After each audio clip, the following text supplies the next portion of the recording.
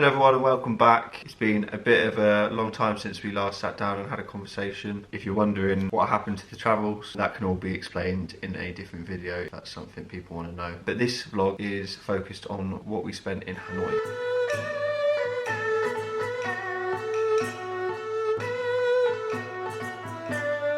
Flew from Chiang Mai to Hanoi on a Vietjet flight. Our flights cost us £150 for both of us. When we arrived into the immigration hall, we were met with quite big queues. We'd already applied for our visas in advance because we knew that we wanted to stay in Vietnam for 30 days. So if you're going from the UK, anything over 15 days in Vietnam, you're going to need to apply for a visa. You can apply when you arrive in the airport, but obviously then you might have to queue for ages and wait a long time to get your visa approved. So it's just easier to do this in advance. The visa cost us $30 each, so about £25. Even though we had our visas before we arrived, the queue was still really long. The immigration officers like to check quite a lot of things, but they didn't really check some of the things that people said they would. You have to have a return flight to leave the country or a flight out of the country, and sometimes they ask for bank statements like to prove you've got enough money while you're there, but we didn't get asked any of that. They didn't even ask for the COVID vaccination passport either. We grabbed our bags from the carousel and then we headed out at the front of the airport to find some SIM cards. Obviously this is our first time into Vietnam, so we needed to change over our SIM cards from the Thai ones that we've got in Thailand. We settled on Viettel, which we'd researched as being the best provider for SIM cards, as the signal was pretty good all around Vietnam, and we paid £19.80 for 2 SIM cards for the month. And that gave us unlimited calls, unlimited text Viettel numbers, and then unlimited data as well, which was pretty good because we were quite heavy on maps. They also changed up our money for us as well, that we had some leftover Thai baht and they transferred it over to Viet Dong. We arrived in Hanoi kind of mid-afternoon, early evening, and because of that there was quite a lot of traffic. We got on a bus. The bus was absolutely jam-packed. We all had to kind of sit on the floor in between the cases, which was quite funny. The bus cost us 50p each to go from the airport to Hanoi, which was about an hour drive. Yeah. Felt like a long drive. Felt like a long time, especially on the floor. And we got dropped off kind of on a main road and we had to walk to our hotel, try not to get run over on the way. And when we arrived at our hotel, we checked in and went up to our room, which we had an absolutely massive bed. Yeah, it's huge. There wasn't much else in the room. We didn't have any windows or anything to see outside, but yeah, it was just a cleanish room. And our hotel that we stayed at was called the Hanoi Endless Hotel. I paid £65 for 3 nights at this hotel. When we got into the hotel room, we decided to do some laundry, so we bagged up our laundry and took that downstairs to the front desk, and that cost us $2.64 for around 2 kilos worth of laundry. After this, we went out onto the streets to explore Hanoi. We came across quite a lot of street performers.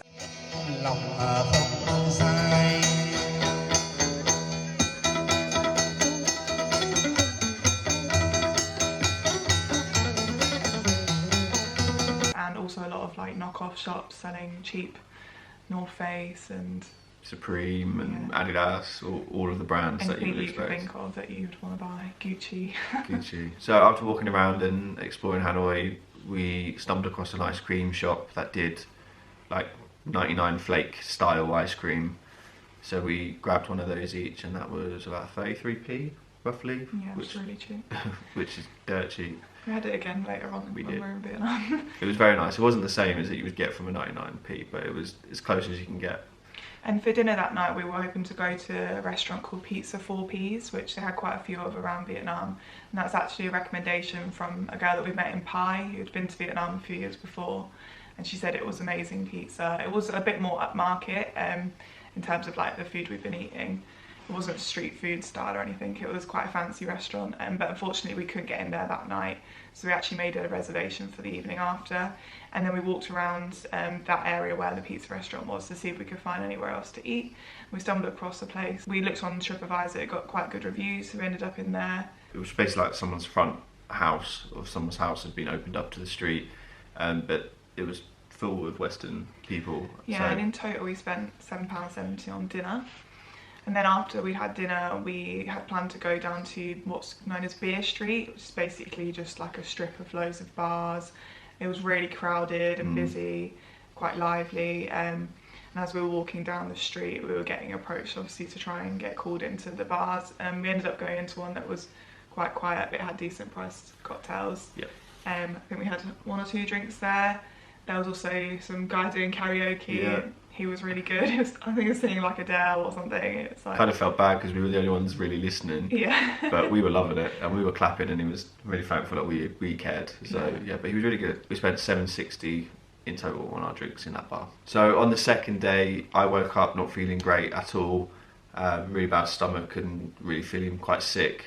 So I decided to try and push on as much as I could to try and go get some breakfast and get our first banh mi. I've seen in a couple of other videos people mention this place called Banh Mi 25, so we decided to head there to try our first banh mi in Vietnam. Chloe spent $2.64 on a banh mi, but I didn't have one because by the time we got to the restaurant I'd realised I couldn't carry on and I couldn't eat, so I then headed off back to the hotel and Chloe decided to go on a solo adventure around Hanoi. So I headed off to a few of the places that I'd got on my list as like touristy things to see. The first place that I headed off to was called Bac Ma Temple. This wasn't that exciting in my opinion, but it was one of the touristy places. There was also a couple there like getting toured around by someone who was a guide, so they probably had a better experience than me because they were actually telling them some factual information, whereas I was just looking at things I didn't really understand. After this I headed down towards the lake and to head to the Thang Long water puppet theatre because we wanted to get some tickets for the next evening. I found it was much cheaper to buy the tickets in person than it was to get them on Get Your Guide, and we managed to get second row seats for £13.20 for 2 of us. Unfortunately it then started to rain, so I couldn't really go to the other places I wanted to see. I headed to the Note It Cafe, which again I'd seen on a couple of videos was quite an Instagram hotspot. Basically the whole building was covered in post-it notes with quotes and things that people wanted to leave as messages. I got my daily smoothie from there, which cost me £1.65. In this time I actually did get back out of bed and walk up to a shop to get some more water and a bag of Haribos. I then went back to sleep and woke up when Chloe arrived back from her solo trip. Later on that evening, Jamie was starting to feel a bit better, so we decided that we were going to go out for dinner and spend a bit more money that evening. Before we went out for dinner, we actually went to get some cash out. This is the first time we'd withdrew cash at an ATM in Vietnam, and this cost us £1.82 in transaction fees to draw out that cash. We took out about $3 million or something, which was about 100 and something pounds. We basically took out as much as we could from that ATM so that we didn't have to keep incurring fees to take out cash. The fees were actually cheaper as well in Vietnam than they were in Thailand to take cash out as well. We actually ended up going to a Sky bar that we found had a happy hour. This bar was called Terrico Sky Bar. Unfortunately, after we got there, it started to rain quite quickly, so we only had 1 drink. After it started raining, we decided to go to another bar that we'd seen the night before near the pizza restaurant, as our reservation was still about an hour away. This bar was called Polite Co. Unfortunately, this is where it started to go a bit downhill for me. I think we had two drinks, but they were quite strong. And then we were quite tipsy by the time we got to our dinner reservation. Pizza, pizza, more pizza. Hello vlog. We are in a restaurant called 4P's Pizza. Ordered 2 half-and-half pizzas. We'll see what they're like. It's a bit posh. It's a bit posh. We've also been to a Sky Bar beforehand. Basically, what Chloe's failing to say is that we've had 3 or 4 drinks before we came here. I'm a little bit pissed already. It's a bit tipsy. I'm about to scan 4 pizzas. Lovely. Yeah. It was quite a blurred experience. Well, blurred for Chloe. I had a great time. It was a really nice pizza. The service was incredible. I think in terms of Vietnam, this is quite what would be classed as maybe in the UK as a more like upmarket restaurant. There was lots of birthday parties and family meals going on. The food was incredible. The 2 pizzas that we ordered were really, really good. It was so good that we went there about 3 times. times. Yeah, later on in Vietnam. In total we spent £13.20 on drinks and £22.32 on our pizza, which was quite a lot. I know that seems like quite a lot for Vietnam, and it is anywhere in Southeast Asia, to be honest. Especially after you'd not been feeling so well, Yeah. and we just wanted like something that we knew. Home comfort. Yeah. Pizza dough stodge that we knew we would be okay on, so that's the reason we went for it. The next morning we were planning to go and see Ho Chi Minh's mausoleum, which is basically his body laying there. But we had to get up quite early for that, and we were both feeling a bit worse for wear, weren't we? So we decided to skip that part of our itinerary and have a bit of a lie-in. Once we did get out, it was actually a really nice sunny day, and we decided to head down to the temple on the river. It was quite similar to the one I'd seen before in terms of like the architecture of it, but it was a lot more touristy, and you actually had to pay to go into this one. So we paid about £1 each to get a ticket. There was 2 dead stuffed turtles in a box. Yeah, like giant turtles. Huge giant turtles. I think they're quite symbolic in the culture, but yeah, that was quite interesting.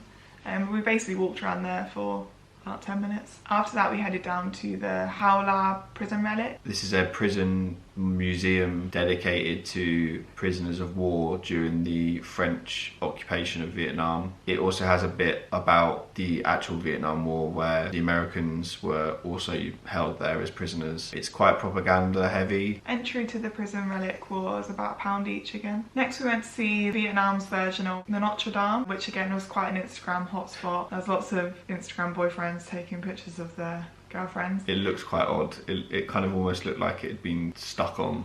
I think one of the things really we learnt like the whole of Vietnam was that they really have a big culture for taking photos of like anything and everything, and they're all great at like posing, and they all proper dress up in these nice outfits. I mean, people in the UK do that as well, but it seems like in Asian culture it's like everything's an Instagram opportunity. On the way to the prison, we were just literally stood on a street. There was no good spot on this street. It was just a street, and there was like 3 ladies just sat there like taking loads of photos. Yeah, it was quite odd. I grabbed my daily smoothie from a cafe that was next to the Notre Dame. My smoothie cost £1.49, and then we headed down the road to Pasture Brewing Co., which again I'd seen on a couple of YouTube videos. Was quite a cool like brewery, craft beer place. Had a craft beer there, one of the local craft beers. It was really nice. There was quite a few beers on tap, and they did like tester, like 6 little testers in a selection, which you could have had. If you are going there, maybe that's a good way to try as many of the beers as possible. We spent £2.05 for a half pint of beer, which was quite expensive, but it's craft beer, so it's to be expected. We then headed down to the famous Train Street, which is another Instagram hotspot, but also you got to go if you're in Vietnam and you're in Hanoi. We naively just thought you could walk onto the street, but you can't. Apparently there was a week before there'd been an accident, so they'd blocked the street off to any pedestrians. So as soon as you try to walk through, there's basically a guard who shouts at you, and he shouted at me for trying to get through. But if you catch the eye of someone on the street who owns a bar, they kind of point to you to go round the back. So we went round the back and through essentially like someone's house kitchen.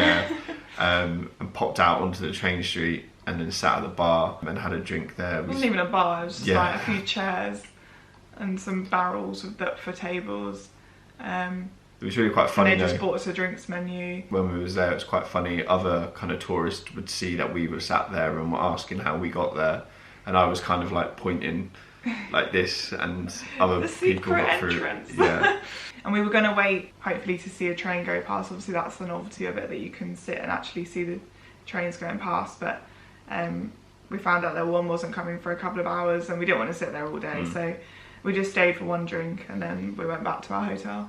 And we spent £1.65 on our 2 drinks, which I think was literally just a bottle of water and a beer.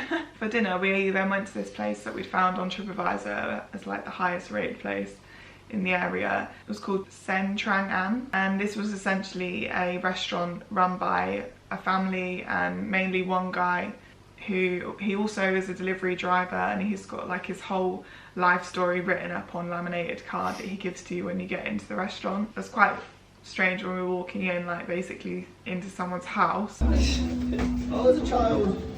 Hello. And he had a really cute daughter who was there, and yeah, he came over and was telling us about his life story and how he'd met Bill Clinton, was it? Yeah, he was essentially a street kid, or like someone who was homeless, and he'd managed to go through school and education and build himself back up to the point that he's now obviously got this restaurant. And he kind of talks about how cooking and food was like a big part of the journey to get where he was today. And yeah, there's a picture of him with Bill Clinton as well, obviously in the 90s, which was quite funny. Unfortunately, I was starting to feel a bit sick, well, a bit ill by this point and a bit sicky, and I didn't have really too much of an appetite. But we'd actually been warned by a couple who were sitting on the table next to us that you didn't just get what you ordered on the menu, you also got loads of other side dishes that kind of came for free with it. So we were careful to not order too much. We ordered one dish each. That was probably still too much as well, wasn't Yeah, it? and it came with like salad, we got noodles, like crispy spring rolls, noodles and everything. We learned that after this it's actually called family dinner, I think is the term, where when you order traditional Vietnamese family dinner, they get all this extra stuff as just part of it. So, and he was really good. He came over and was like showing us how to kind of eat in the traditional way, and like how you put things in the little dish and into the soup and you mix it up. Yeah. It was really nice. Quite a good cultural experience. That was probably as closest to the culture of the country you're going to get in the capital city. It was really good. In total, we spent £9.90 on our dinner. There always seemed to be something going on in the streets when we were walking around, especially near the lake area. There was a marathon on one of the days we were there, and then there seemed like some sort of talent competition or something. After we had our dinner, we went to see the water puppet show. The water puppet show was quite interesting. We didn't actually have a clue what was going on.